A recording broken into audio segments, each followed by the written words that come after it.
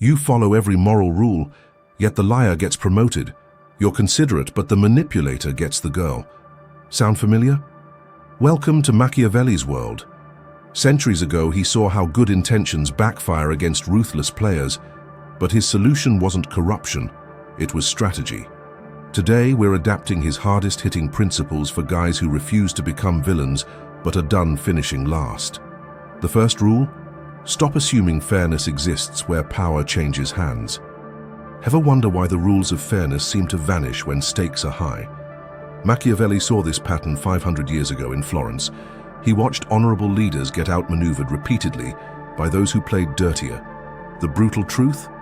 Good intentions often lead directly to failure when you're up against people with no moral limits. Take the Medici family's rise to power. They didn't win by being the most virtuous. They won by understanding human nature better than their opponents. When rival factions took the high road, the Medici used strategic deception, selective generosity, and rapid strikes against unprepared enemies. Their victory wasn't about morality, it was about reading the game better than everyone else. This plays out today in workplaces. The colleague who takes credit for your ideas isn't necessarily smarter. They've just recognized that politics matter as much as competence. In dating, the guy who creates emotional spikes through intermittent attention understands attraction dynamics better than the consistently nice guy waiting his turn. Moral restraint becomes a handicap when others aren't playing by those rules. Machiavelli's key insight was distinguishing how the world should work from how it actually works. He noted that leaders who clung to ideals without tactical adjustments kept losing. His controversial solution? Study the wicked without becoming them. Learn their moves like a martial artist studies an opponent's techniques, not to imitate their character, but to neutralize their advantage. Modern research backs this. Studies on workplace politics show that strategic assertiveness, not aggression, correlates with career advancement. The people getting ahead aren't the most ruthless. They're the ones who understand power dynamics while maintaining enough integrity to avoid backlash. Here's where most nice guys fail. They assume changing their approach means sacrificing their identity. But adapting isn't about becoming someone else. It's about expanding your options. The guy who can be kind, but also enforce boundaries has vastly more control than one limited to passive niceness. Understanding this is the first step. The next, learning specific techniques that let you navigate unfair systems while keeping your core values intact. Because the goal isn't to win at all costs, it's to stop losing unnecessarily. What if the villains held the playbook you need? Machiavelli posed this uncomfortable question centuries ago. His answer was radical. Studying ruthless tactics isn't about adopting them, but about removing their advantage. Think of it like learning a hacker's methods to strengthen your own defenses. The key distinction lies in intention. When manipulators use deception, it's to exploit. When you analyze their methods, it's to recognize the play and counter it. Take negotiation tactics. A dishonest negotiator might fake walking away to pressure you. Recognizing this move lets you call their bluff without resorting to the same trick.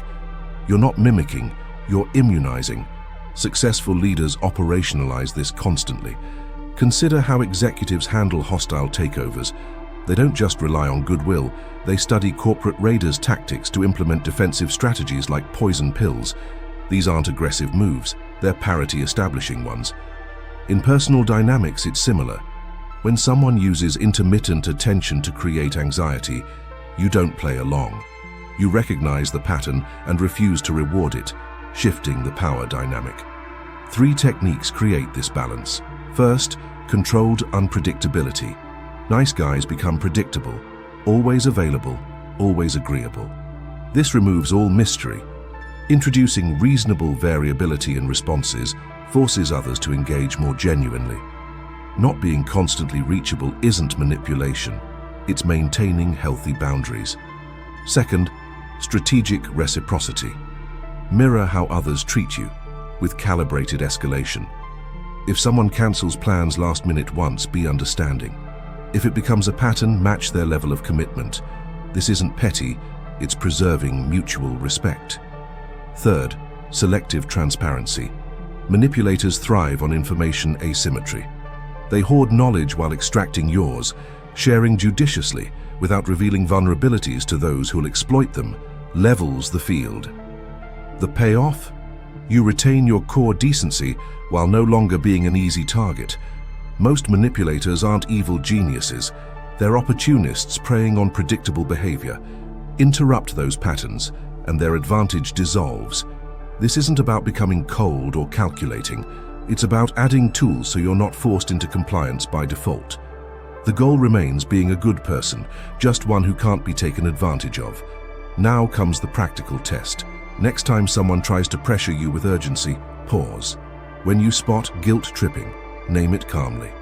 Small demonstrations of this new awareness create disproportionate shifts in how others engage with you. The battles change when you stop bringing a rule book to a power game. Here's the thing about power. It's not about being ruthless. It's about having options. The more tools you know, the less you'll need to compromise your values just to survive. Machiavelli's real lesson wasn't about becoming a tyrant. It was about recognizing the game so you don't lose by default. This week, pick one situation where being nice backfires. Maybe it's that co-worker dumping extra work on you, or that friend who always cancels plans. Try one strategic shift, say no firmly, or mirror their energy. Notice what changes. Machiavelli didn't write for villains. He wrote for people like you who want to keep their decency without being doormats. The choice is yours. I'll see you in the next video. Till then, stay sharp.